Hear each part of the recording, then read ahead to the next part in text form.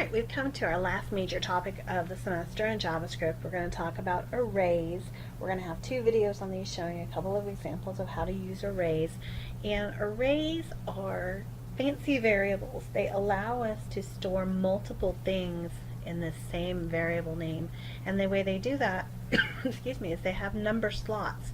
And so it's kind of like a post office, where if you're looking at a wall of post office boxes, it's a post office box, and then each separate slot has its own number, and you either put things into it based on the number, or the user retrieves information from that using their number.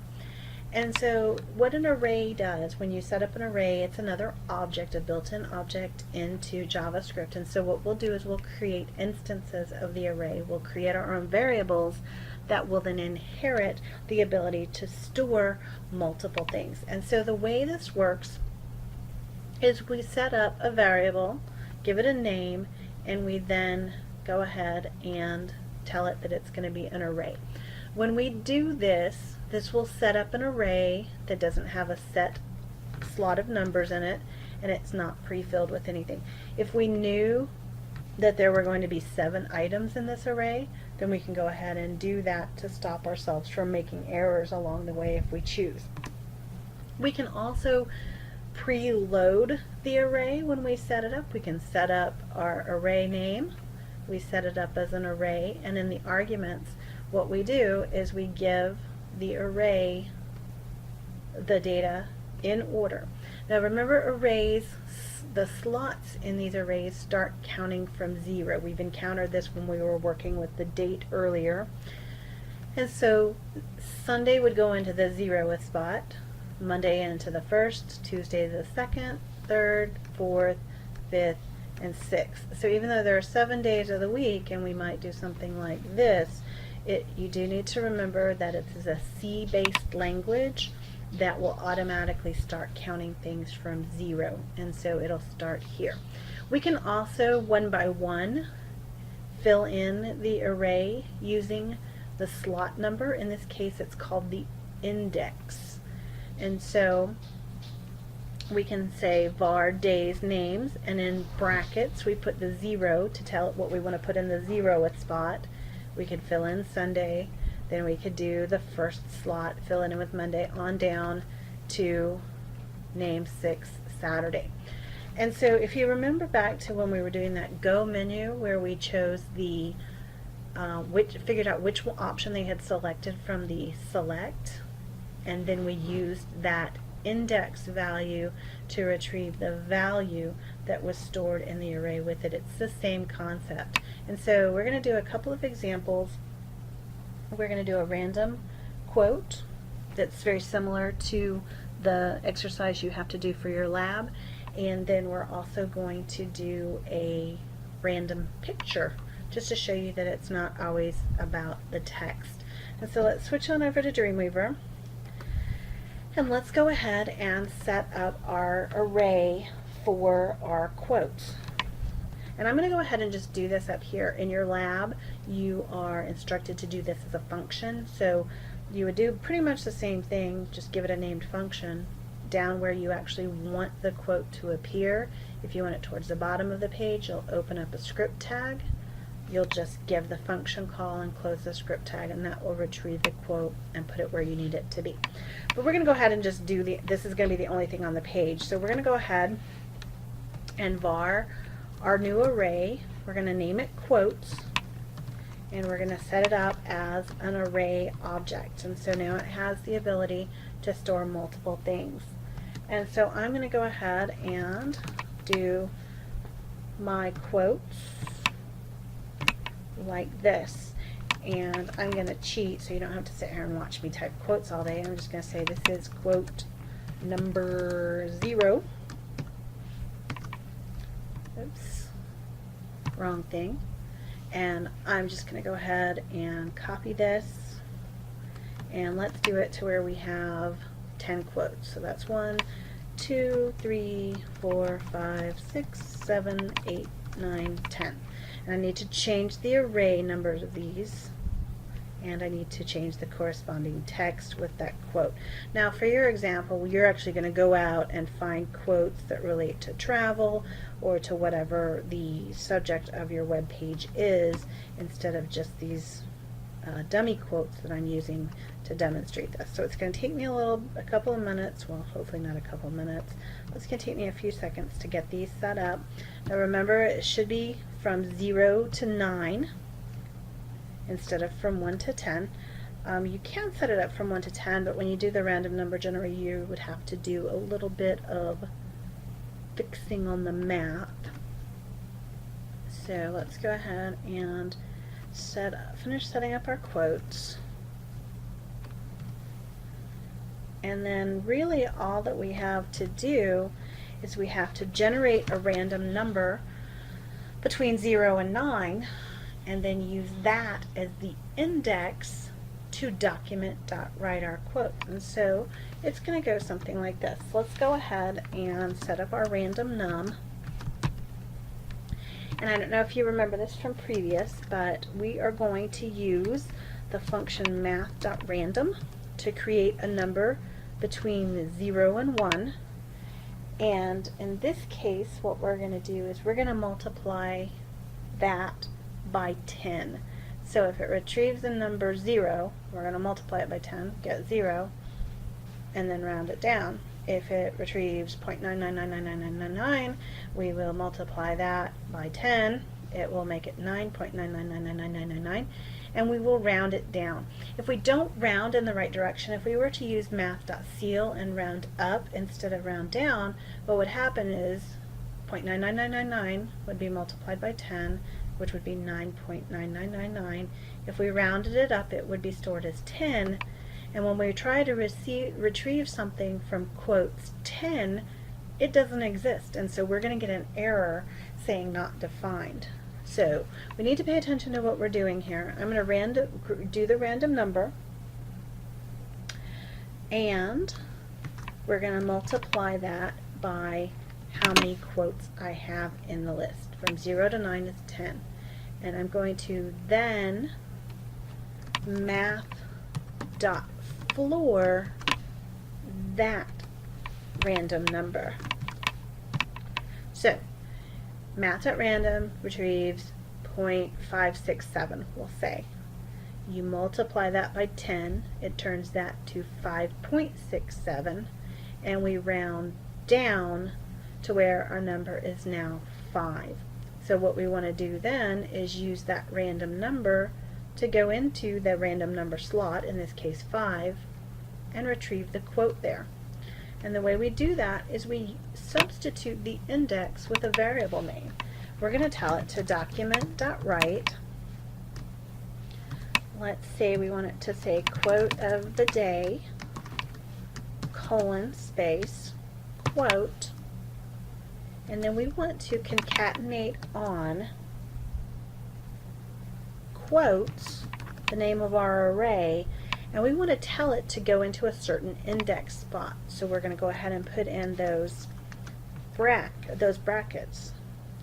And so what we'll do is here, instead of telling it to go in, putting number 5, because we want it to be random, we'll tell it to take whatever's currently stored in random num and use that to retrieve our quote. So our quotes are set up, random numbers generated and stored in our variable named random num, and so then we tell it go back into the quotes array into the random numth spot.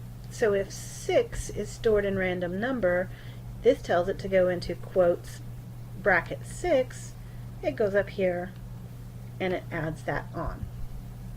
So let's go ahead, and it says that I have a syntax error, so let's go ahead and finish that off with that parentheses that I was missing.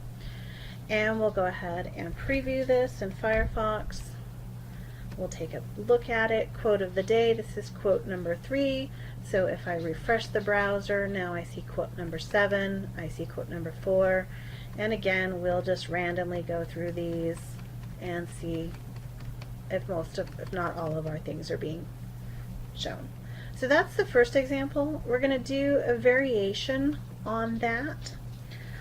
I'm going to now do an array with pictures. And so what we're going to do is we're actually going to have a different picture stored or displayed every time we do it. And we're going to do that by randomly changing the source of the picture on the document. So I need to do a little bit of work to get there. I need to tell you first of all that I have images stored here. So in our document, I need to put this in the body section of the document. I'm going to go ahead and set up an image, and I'm going to preset it to be equal to smaller Yosemite. Now I have 3 images in here. I have smaller Yosemite, I have smaller Yosemite 1, and smaller Yosemite 2. I'm going to give this a name. I'm going to name it YosPic for Yosemite Pic. And then I would go in and give it height, and I'd give it alt tag. So I'm going to go ahead and say alt equals Yosemite picture. And so what I'm going to do with my random number generator is I'm going to choose one of my random pictures, and I'm going to change the source based on which random picture has been chosen. So let's go ahead and set up a function. And I'll tell you why I'm doing a function when I call it in a minute. So I'm going to name this change pic and open up and close my curly braces. Alright, so I'm going to go ahead and set up my new array. I'm going to name it pics, and that's going to be equal to new array. And remember, no semicolon on the end of that. And then I'm going to go in and I'm going to say pics in the 0 spot is going to be equal to smaller Yosemite.jpg. And I'm going to say pics in the 1 spot is going to be equal to smaller Yosemite1.jpg. And I'm going to do pics in the 2 spot, and we're going to set that equal to smaller Yosemite2.jpg. Okay, let me just check real quick over here to make sure that those are the names of my files. I have a whole bunch of junk in here, so let me get down to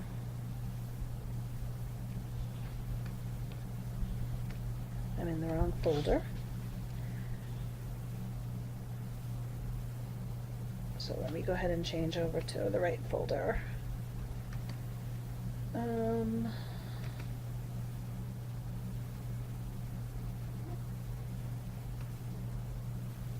Just 1 minute, sorry for the delay, but I have to go in here and find my folder for this class. And of course I'm also having a cat stepping on my laptop as I try to do this to make it extra challenging.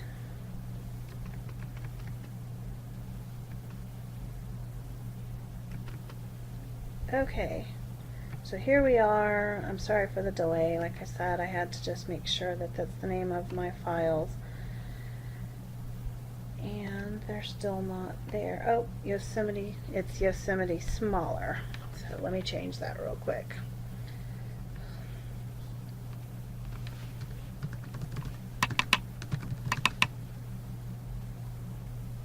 And I'll just copy and paste that in so that I don't waste any more of your time, even though I have already wasted a little bit of it.